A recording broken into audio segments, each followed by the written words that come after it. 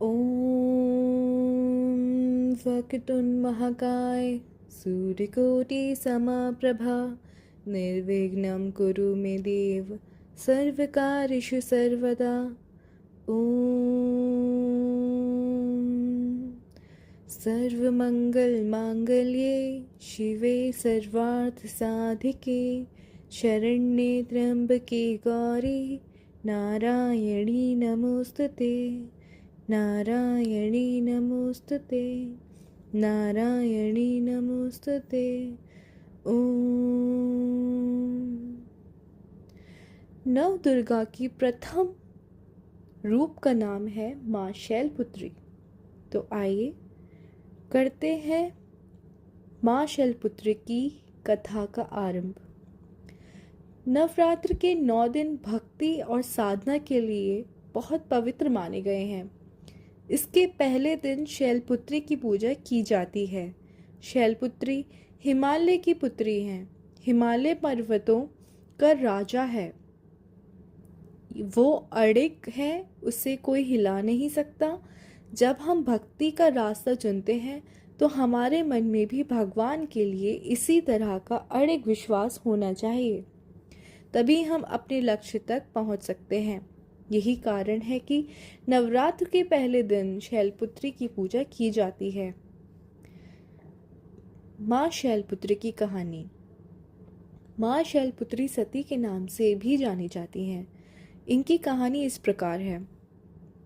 एक बार प्रजापति दक्ष ने यज्ञ करवाने का फैसला किया। इसके लिए उन्होंने सभी देवी देवताओं को निमंत्रण भेज दिया, लेकिन भगवान शिव को नहीं।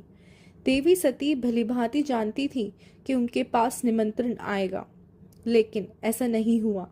वो उस यज्ञ में जाने के लिए बेचैन थी, लेकिन भगवान शिव ने मना कर दिया।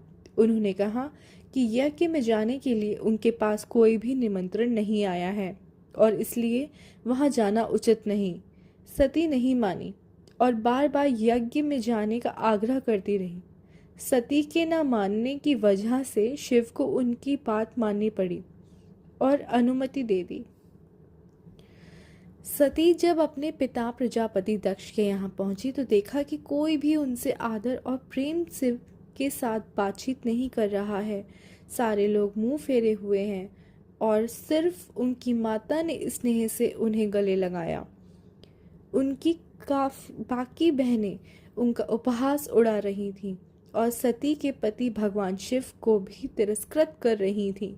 स्वयं दक्ष ने भी अपमान करने का मौका ना छोड़ा। ऐसा व्यवहार देख सती दुखी हो गई।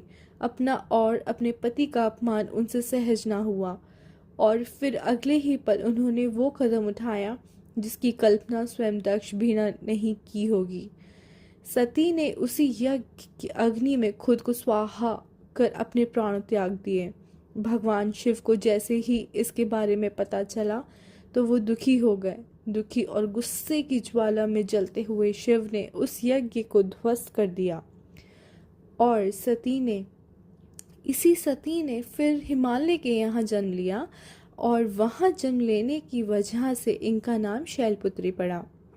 शैलपुत्री का नाम पार्वती भी है। इनका विवाह भी भगवान शिव से हुआ। माँ शैलपुत्री का वास काशी नगरी वाराणसी में माना जाता है। वहाँ शैलपुत्री का एक बेहद प्राचीन मंदिर है, जिसके बारे में मान्यता है कि माँ शैलपुत्री के सिर्फ दर्शन करने से ही भक्तजनों की मुरादें पूरी हो जाती हैं।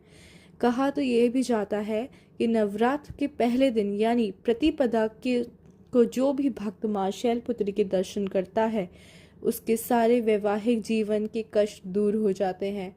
क्योंकि माँ शैलपुत्री का वाहन वृषभ है, इसलिए इन्हें वृषारूढ़ा भी कहा जाता है। इनके बाएं हाथ में कमल और दाएं हाथ में त्रिशूल रहता है। माँ शैलपुत्री की जय।